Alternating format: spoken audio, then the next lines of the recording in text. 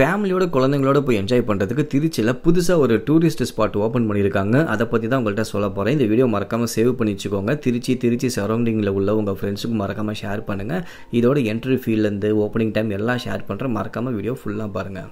High friends, welcome back to my channel. இன்றைக்கி நம்ம இந்த வீடியோவில் திருச்சியில் புதுசாக ஓப்பன் பண்ண திருச்சி பேர்ட்ஸ் பார்க்கை பற்றி தான் கைஸ் ஃபுல்லாக இந்த vlogல பார்க்க போகிறோம். ஃபர்ஸ்ட் இது எங்கே இருக்குன்னு நான் சொல்லிடுறேன். திருச்சி சத்திரம் பஸ் ஸ்டாண்ட்லேருந்து கொடமுருட்டி பாலம் இருக்குது. முக்கம்பூர் போகிற லைனில் சத்திரம் பஸ் ஸ்டாண்ட்லேருந்து 2 கிலோமீட்டர்ஸ் டிஸ்டன்ஸ் தான். ஈஸியாக நீங்கள் வந்துடலாம். இப்போ நம்ம உள்ள என்ட்ரி ஆகிட்டோம். இது கார் பைக்கெல்லாம் பார்க் பண்ணிக்கல. வெளியிலே நிறைய உங்களுக்கு ஸ்பேஸ் இருக்குது. அண்ட் அதெல்லாம் உங்களுக்கு ஃப்ரீ தான். அண்ட் உள்ள என்ட்ரி ஃபீஸ் உங்களுக்கு இருக்குது. ரொம்ப செலவு பண்ணி கட்டினா இந்த பேர்ட்ஸ் பார்க்கில் அப்படி என்னென்ன இருக்குன்னு சொல்லிட்டு பார்க்கலாம். இங்கே ஒரு ஆளுக்கு 200 ரூபாய் சார்ஜ் பண்ணுறாங்க. குழந்தைங்களுக்கு 150 ருபீஸ் சார்ஜ் பண்ணுறாங்க. இந்த வீடியோ ஃபுல்லாக பாருங்கள். பார்த்ததுக்கப்புறம் இந்த ரேட்டுக்கு இது ஒருத்தாங்கதை நீங்களே சொல்லுங்கள். திருச்சியில் நிறைய ஃபார்ம்ஸ் இருக்குது. வெறும் 50 ரூபாய்க்கு நிறையா பார்க்க முடியும். அண்ட் இதையும் கம்பேர் பண்ணி பாருங்கள். உங்களுக்கு அந்த வீடியோ வேணும்னாலும் சொல்லுங்கள். நான் கம்பேரிசன் வீடியோ கூட நான் போகிறேன். கைஸ் உள்ள நம்ம என்ட்ரி ஆகிட்டோம். உள்ள போனதுமே ஃபோட்டோ ஷூட் எடுக்கிற மாதிரி ஒரு பிளேஸ் இருக்கும். இதே மாதிரி நிறைய பிளேஸ் இருக்குது. நீங்கள் ஃபோட்டோ ஷூட் எடுத்துக்கலாம். கேமரானா உள்ள அலோடு தான். அதுக்கு தனியாக சார்ஜ் கிடையாது. உள்ள என்ட்ரி ஆனதுமே நீங்கள் ஃபஸ்ட்டு பார்க்குறது இந்த ஆஸ்ட்ரிச் தான் பார்க்குற மாதிரி இருக்கும். நெருப்பு கோழி பார்க்குறதுக்கே நல்லா பெருசாக இருந்துச்சு. ஒரு 3 நெருப்பு கோழி உள்ள வச்சுருக்காங்க.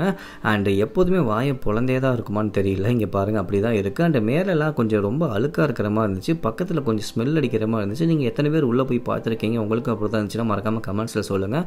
அண்ட் பக்கத்தில் ஒரு 3 கோழி முட்டை மாதிரி ஒன்று பெருசாக வச்சுருக்காங்க. அண்ட் இந்த சைடு ஈமோ கோழி வச்சுருக்காங்க. இங்கே பாருங்கள்.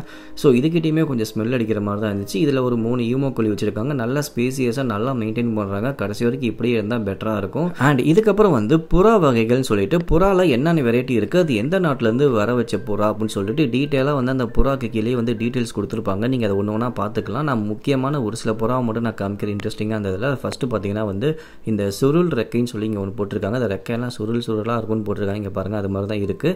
அண்ட் இதுக்கு அடுத்தது பார்த்தீங்கன்னா இன்னொரு புறா இங்கே வச்சுருக்காங்க. இது பார்க்குறதுக்கு அழகாக இருந்துச்சு. பிளாக் அண்ட் ஒயிட்டில் இங்கே பாருங்கள்.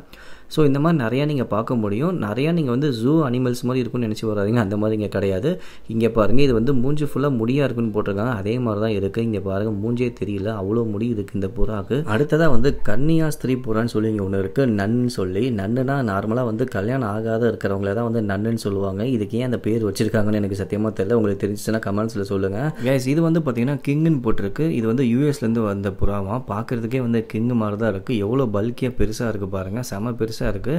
இது வரைக்கும் பார்த்த புறாவில் இதை தான் பெருசாக இருக்குது. இதோட புறா எல்லாம் முடிஞ்சிருச்சு. இதுக்கப்புறம் கோழியிலே எதாவது இம்போர்ட்டட் கோழின்னு சொல்லிட்டு வித்தியாசமான கோழியெல்லாம் வச்சுருக்காங்க. அதில் ஃபஸ்ட்டு பார்த்த கோழியே நேர்வகடு எடுத்து சீவி காதல் படத்தில் வர குணால் மாதிரியே ஹேர் ஸ்டைல் வச்சுருக்கீங்க பாருங்கள். செம்ம காமெடியாக இருக்குது. இதுக்கப்புறம் பார்த்தீங்கன்னா பிரம்மான்னு சொல்லி இங்கே ஒரு கோயில் இருக்குது. பார்க்கவே ரொம்ப பெருசாக இருக்குது. பார்க்கறதுக்கு பல்கியாக இருக்குது. காலெலாம் எவ்வளோ முடி இருக்குது பாருங்கள் அதுக்கு. ஸோ நெக்ஸ்ட் இங்கே பார்த்தீங்கன்னா இங்கே இது முள்ளாக இருக்குன்னு போட்டிருக்காங்க ரெக்கையில். அதே மாதிரி இங்கே பாருங்கள், அந்த முள்ளெல்லாம் இருக்குது பார்த்தீங்களா. அந்த ரெக்கையில் ரெக்கையே முள்ளாக இருக்குது ஷார்ப்பாக. இது ஃபீனிக்ஸு. ஸோ ஃபீனிக்ஸ் பார்க்கலாம்னு நினச்சேன். ஆனால் பார்க்க முடியல. பார்க்கறதுக்கான நம்ம ஒரு சேவல் மாதிரி தான் இருக்குது. நீட்டமாக இருக்கும்னு நினைக்கிறேன். ஆனால் உள்ளே உட்காந்துருக்கனால தெரியல. இது சுல்தான் போட்டிருக்கு. இது பாருங்கள், இது நிற்கிறப்பே ஹைட்டாக இருக்குங்க பாருங்கள். எவ்வளோ தூரம் கழுத்து எக்கி நிற்கிது பாருங்கள். ஸோ இதோட கோழியெல்லாம் முடிஞ்சிருச்சு, அவ்வளோதான். ஆனால் ஹன்விகா பார்த்தோன்னே எல்லாத்துக்கும் ஃபீடிங் பண்ண ஆரம்பிச்சிருச்சு. இங்கே பாருங்கள். ஸோ ரொம்ப ஆர்வமாக ஹன்விகாவை கூட்டிகிட்டு வந்தால் பார்க்கறதுக்கு அவனுமே நல்லா என்ஜாய் பண்ணான். ஸோ நீங்கள் ஃபேமிலியோட குழந்தைங்களை கூட்டிகிட்டு வந்தீங்கன்னா நல்லா என்ஜாய் பண்ணுவாங்க.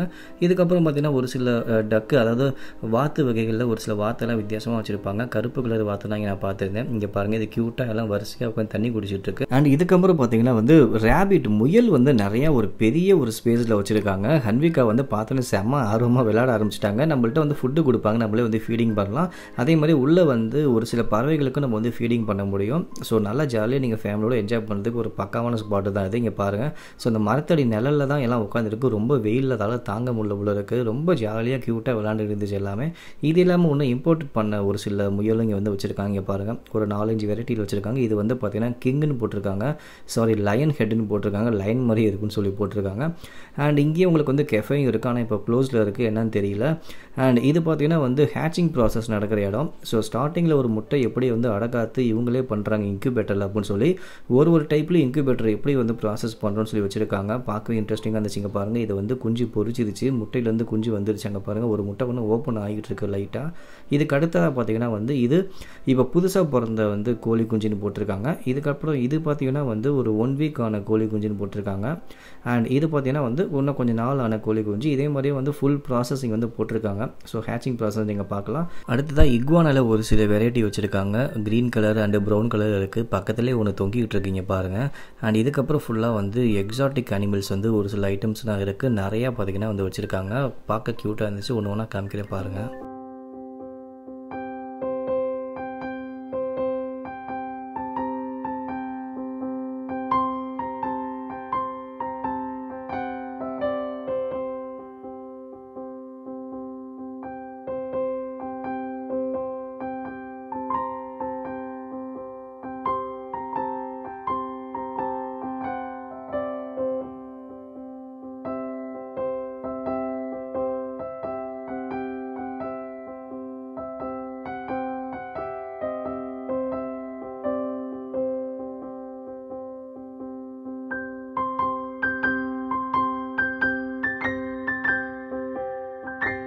கைஸ் இங்கே பாருங்கள், இதுவுமே வந்து ஃபோட்டோ ஷூட் எடுக்கிறது தான். பீகாக் ஃபெதர்ஸ் மாதிரி இருக்கும். நல்லா சென்ட்ரல் நின்று ஃபோட்டோஸ் எடுக்கலாம். இதுக்கப்புறம் பார்த்திங்கன்னா வந்து ஃபுல்லாகவே வந்து இனிமேல் அக்வாரியம் தான்.